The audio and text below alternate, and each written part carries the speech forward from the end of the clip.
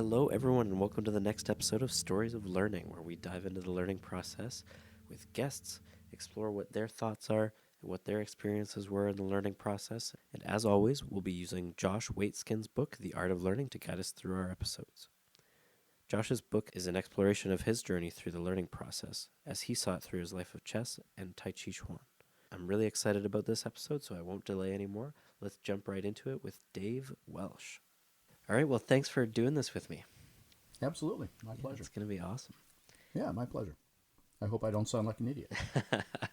You won't as much as me, so we're good. Cool. Well, I have 3 different segments that I go through with everybody. Mm-hmm. But I want to start off by just doing a little introduction. So if you could just tell us a little bit about who you are, what you do, and what you're up to. Sure. Well, I was born and raised in Scranton, Pennsylvania, and I was very, very fortunate in that musical situations just kind of appeared. I grew up in a somewhat of a musical family. My dad was a great trumpet player, kind of a weekend warrior, although he had played it professionally throughout World War II in Germany and France. Yeah. But anyway, there was always music on around in my house, always. So when my friends, this is around 1968, 67, 68, people who listened to the Beatles and all that. And in my house, you could hear Dave Brubeck and Jerry Mulligan and Paul Muriat and Percy Faith and Henry Mancini. And so there was always good music on. Yeah. And then my first performance in front of people was when I was 9 years old, about 9 years old.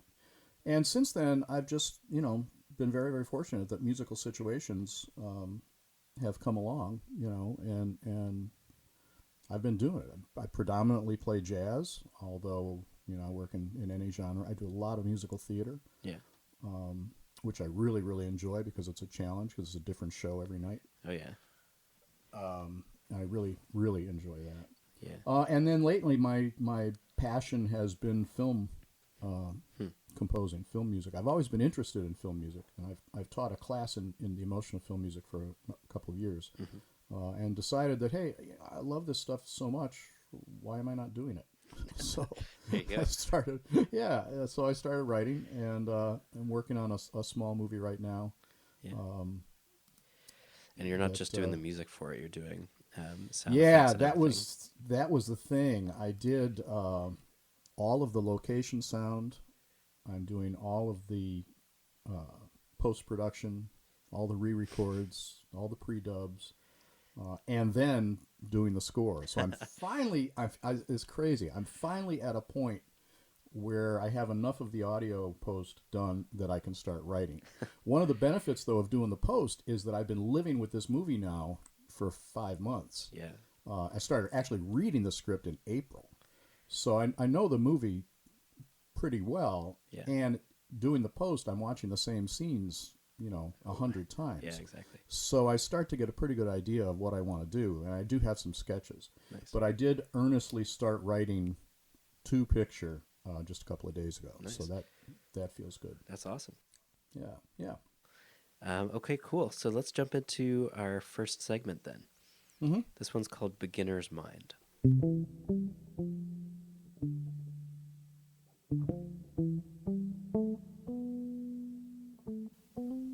So in the second part of Josh's book, he describes his discovery of Taoism. Josh had been wrapped up in chess for many years at this point, at a pretty high level. Taoism was kind of his breath into a new world, a new challenge, and I really enjoyed this chapter of Josh's book because he kind of explained things in a way that felt familiar to me. And Josh says, I felt like I was unearthing everything I had sensed, but could not yet put into words. Which is pretty much exactly what I felt like when I first discovered Taoism and what that was all about.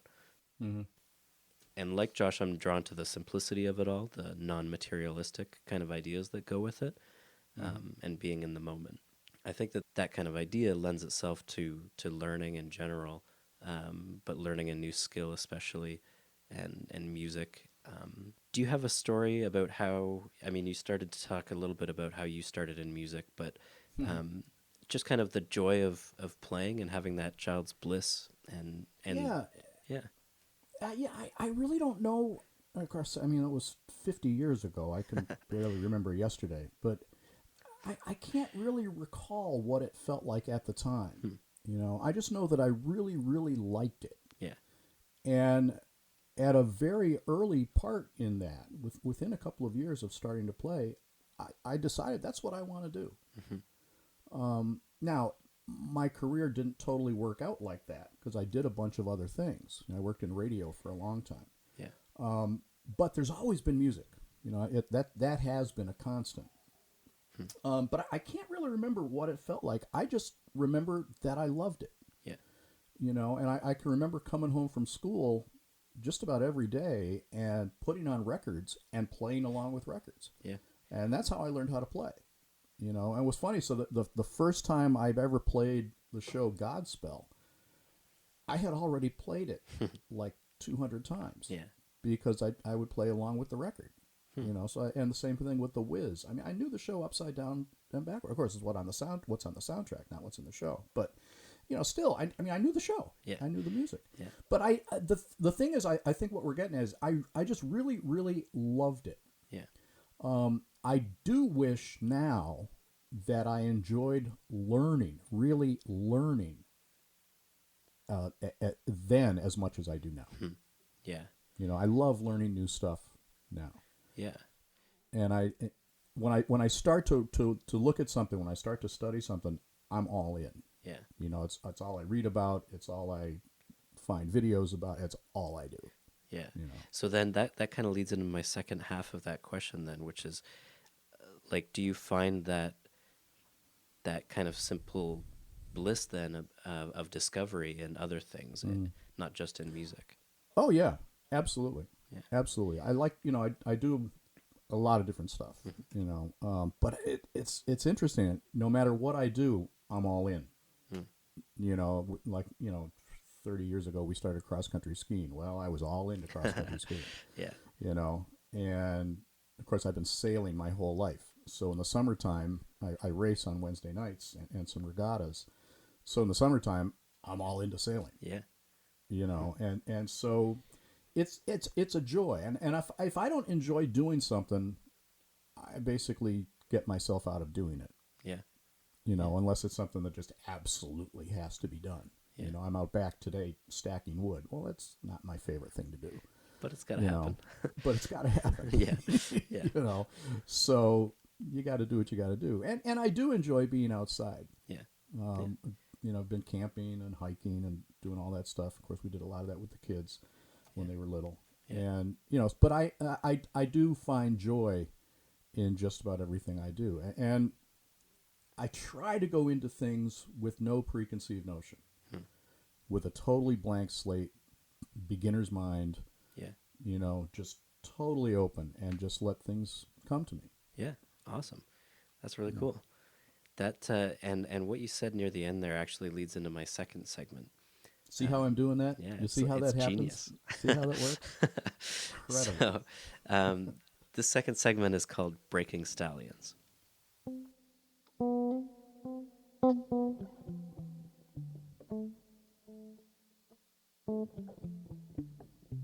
This is one of the chapters in Josh's book where he describes his two chess coaches, and that was Mark Dvoretsky and Yuri Razavayev. So Dvoretsky was the type of teacher who would kind of make his students follow his regiment and his practices, and he put them into his mold, basically. And Razavayev, on the other hand, would sit and explore Josh's creativity and his personality on the chessboard. So can you talk to us about your experience with those two types of teachers? And Sure. Yeah. Sure. It's one of my pet peeves, actually, is that I think some aspects of music education are very closed-minded, very set, very boilerplate, and I don't think it's beneficial. I've been teaching now for, I don't know, 35 years or so. Yeah. And I never boilerplate a lesson. You know, and if a student comes to me, it's all about that student. I'm not going to teach them the way to play, Yeah. because I honestly don't think there is a way to play. There's just the way to play. Yeah. Which is real Taoist thinking, is that, there's just the way, Yeah, exactly. And I'll talk more about that in a few minutes. But I don't like having to learn or being told, well, you must know this. If you want to be a bass player, you must know this. And I think I just don't buy that. Yeah. I just don't buy it. You only need to know what you need to know when you need to know it. Of course, everybody's interested in theory, which is great. And there's no question that understanding and having a grasp on theory is very, very beneficial and helps you, in all aspects of performing. But do you need to know it? Yeah. The answer is no. For me, the answer is no. There's plenty of people that don't, and they make pretty good music. They're making pretty good music, and they're making more money than I'll ever make. And they have no idea musically what they're doing from a theoretical standpoint. Musically, they know what they're doing because they're feeling or creating the music, and that's what it's all about. Yeah, that's entirely what it's all about. Yeah, but I only need to know that stuff if I need to write it down or teach it. We're having this conversation right now. I'm not really paying attention to how the words are spelled that I'm saying. Yeah. Now hopefully my grammar doesn't make me sound like an idiot, but even at that, and I like to say it's not when I play a quote unquote wrong note.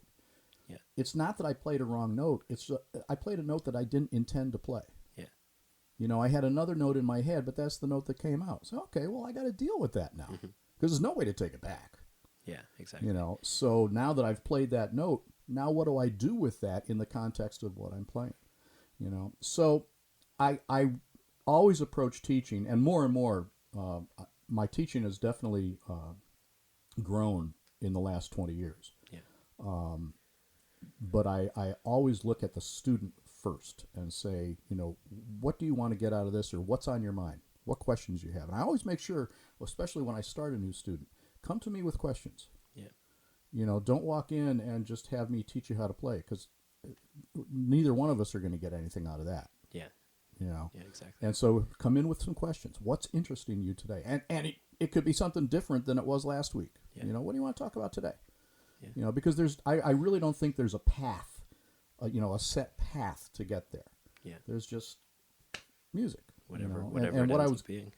Yeah, whatever it is. And what I was going to mention was one of my favorite books is The Tao of Pooh. Yeah. And, where all the characters in the world of Winnie the Pooh are perfect studies of human nature. Yeah. Every single one of them. And, it boils down to Pooh just is. Yeah, exactly. He just is. And I think it was Piglet asked him, and I'm paraphrasing, he said, what do you think of when you first get up in the morning, And Pooh says, well, I think about what's for lunch, and Piglet says, well, I think about what exciting adventure are we going to go on today? And Pooh says, same thing. That's so awesome. And so music is exactly like that. Yeah. And I that's the way I like to teach it. And I think it's more beneficial, having to learn or being told that I have to learn this. I really don't see the value in that. Yeah. Really, really, really interesting. I'm definitely going to post a link to that book in the show description as well. Yeah, I really like that book. Yeah, I really like, and it's a book that you go back to. Yeah, and it's reminds you of things. I'm super into audiobooks, and the audiobook version of it is really well done as well. So really, I go back to. Did they do the character? Did they do the characters? There's some voices in there for sure, and it's just a good time. Yeah, I have to look into that. Yeah, I love that book. Yeah, cool. Well, then we talked a little bit about this one as well. Perfect segues here. See that?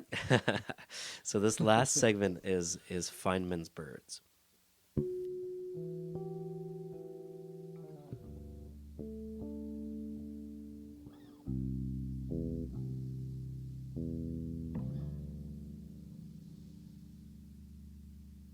I discussed this with Richard Cleveland from in 2 episodes ago now, from a nature perspective, but I wanted to ask you about it from a music theory perspective. Okay.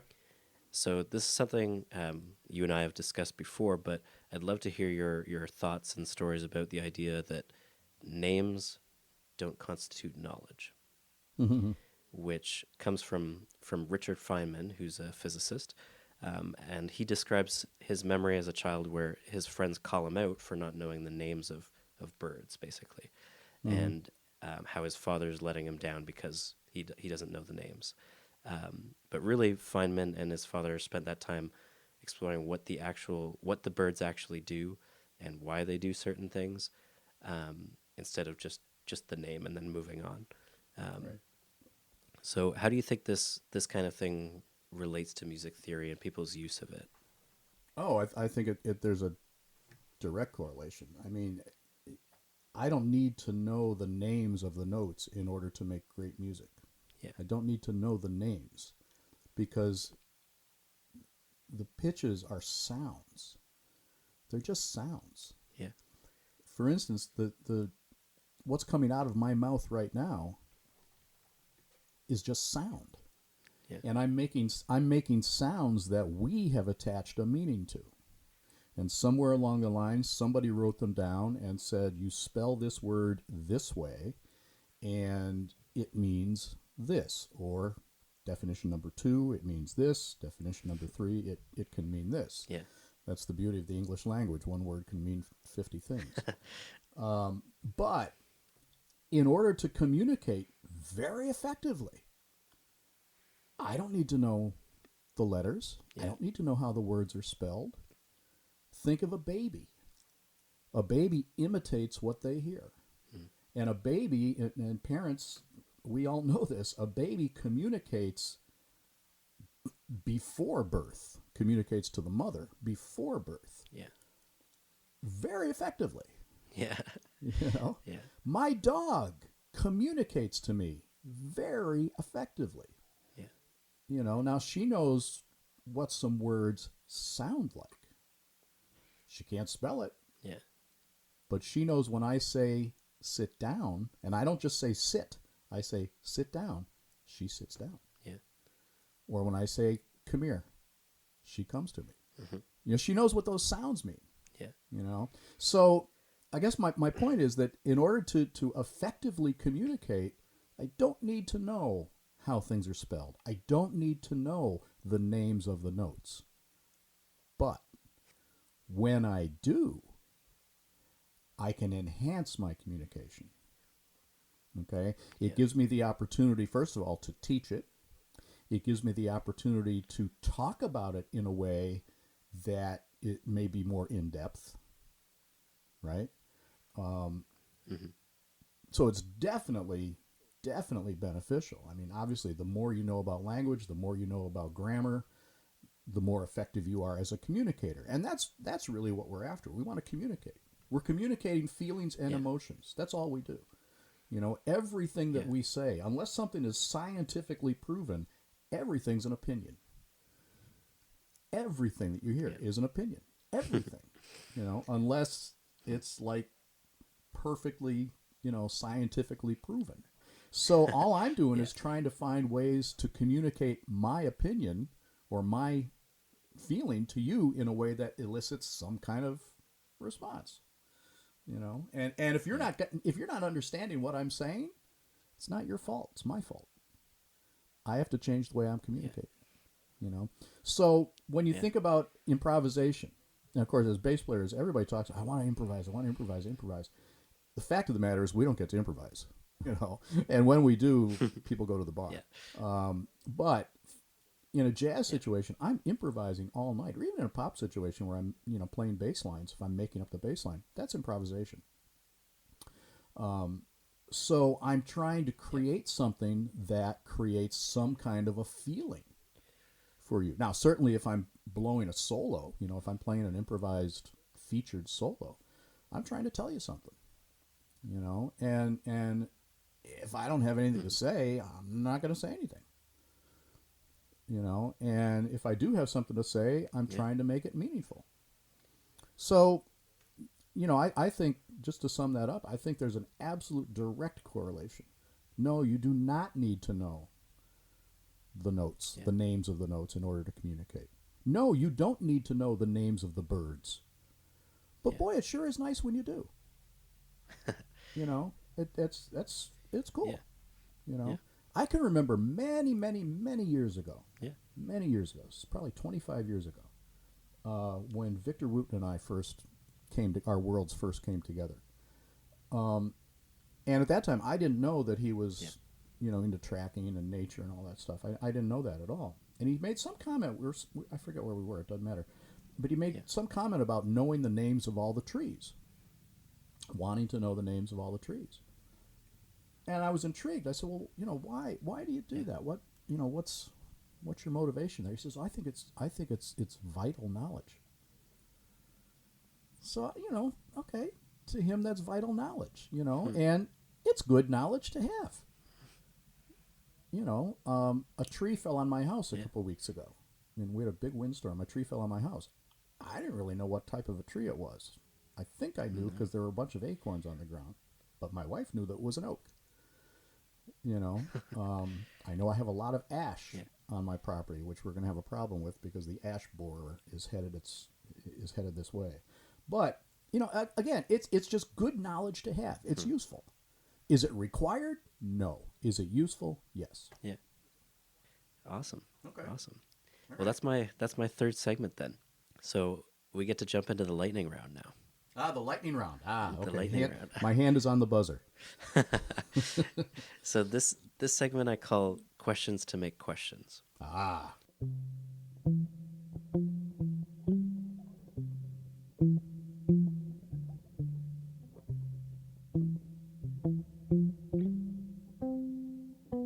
We'll get your answers for it, but it's really for people to kind of think about what their answer would be. Okay.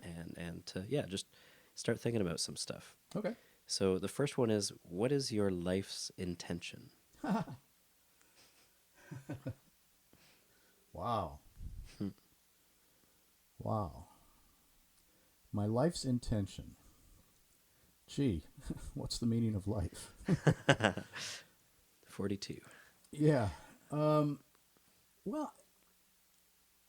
I like to interact with people. I like to make people smile. But what's my intention? I guess my intention is just to be a good person, There you go. Be the kind of person my mom and my dad taught me to be, Not hurt anybody, not hurt the planet, Be a good dad to my kids, Be a good husband to my wife. And we all fail at things. But then to look at the failure and say, okay, what can I do to be better today? I just saw a statement today that a friend of mine posted, and it said, you don't have to be perfect, or don't try to be perfect, just try to be better than you were yesterday. Yeah. And so that's kind of nice, Yeah. So I guess that's my intention, is just to be better than I was yesterday. That's awesome. Yeah. So then into the second one, where is your life's attention to try and make that happen? Where is my life's attention? Well, right now it's on getting this movie done. I'll tell you that. Yeah. Where's my attention? Well, my attention's definitely on my family. Yeah. My kids are both grown and away from home. My wife retired a few years back, so we're just really, really enjoying life. So that takes a lot of my attention, and learning. I'm always trying to learn something new. I'm always reading about things. My only downfall is I don't read very often just for enjoyment much anymore. I'd love to sit down and just read a novel. Yeah. And I just don't. I find I have to rotate through. Yeah. There'll be certain, because I have audiobooks all the time, so I'll be listening to something, learning something, and then at a certain point I'll be like, okay, now I just gotta listen to a story. Yeah, and right now I'm just not at that point. I'm buried in in learning stuff. All the podcasts I listen to, Yeah. are about that. Although I have been listening to the news, some things about the stuff that's going on in this country right now, which is a circus. Yeah. So I end up listening, and I end up just getting angry and depressed. So I got to stop doing that. But yeah, I guess my attention is on just the moment. Yeah. What am I doing right now? What am I doing today? How can I make today a good day? Yeah. And if that's sitting playing woodblock puzzle on my phone, that's what I'm going to do. There you go. If that's satisfying me. I do have a routine where every Sunday afternoon my dog and I take a nap. I put on an old black and white movie and we take a nap. That's awesome. Yeah, and so that's my attention, Yeah.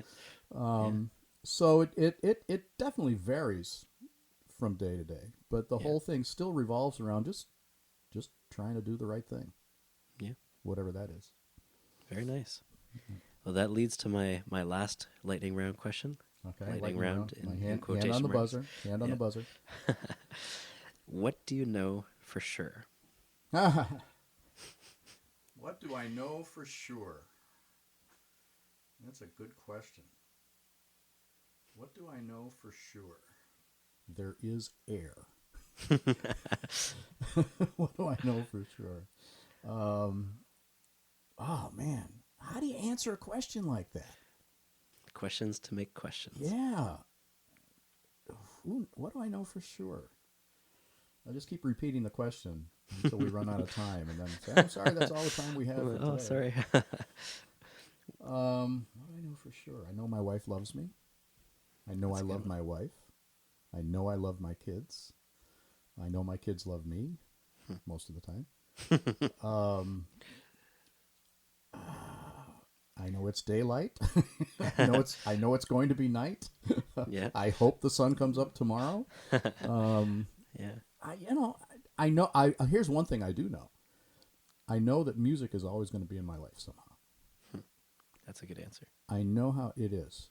It is. A number of years ago, I had a colleague, an educator,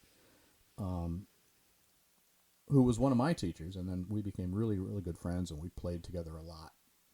And he came home from a gig on New Year's Eve, put his trumpet in the closet, and said, I'm done. Finished.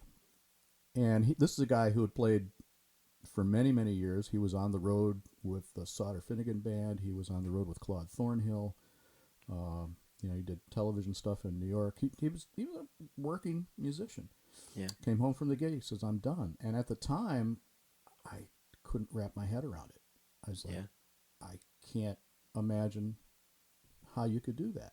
But music did stay in his life, even though he wasn't performing. He was at every concert. He was still talking about it. He was still teaching, whether he was teaching or not. So he was still involved in it. Yeah. So now, as I'm coming to the end, or I'm in my 50th year of playing. Now I kind of understand how he could come home and say, I'm done playing. I do understand it, because it gets to be a drag. Dealing with the stuff gets to be a drag. The music's always great. The hang is always great. But I can understand. I'm not saying I'm going to do it, but I can understand how he did it. But even if I did stop playing, music would still be in my life. No question. So I know that for sure. How's that? Does that work? That's an awesome answer. Okay. All right. Very cool. Cool. Well, that's all I got. All righty. Well, thanks a lot. All right, bud. Yep. Thank you, sir. We'll talk soon. Yes, we will. Take care. All right. See ya. Bye. All right. That wraps it up for another episode of Stories of Learning. But before we end, I just want to take a minute and thank you all for listening. And I also want to let you know that I'm releasing my Patreon with this episode. That means that if you really enjoy the show and you want to help me make it better, then you can check out patreon.com/storiesoflearning. You'll see there's a few behind the scenes kind of bonuses that you'll get. So definitely check that out if you like the episodes, and you can help me make this even better. I love doing it, so it's always going to be free, but any little bit of help goes a long way into making it even better. So thank you so much. Be sure to check that out. Also, if you do listen on Apple Podcasts, be sure to leave a review. That goes a long way in in boosting the visibility of my show. So that would be amazing. So that's all. Thanks so much for listening, and we'll see you again next episode.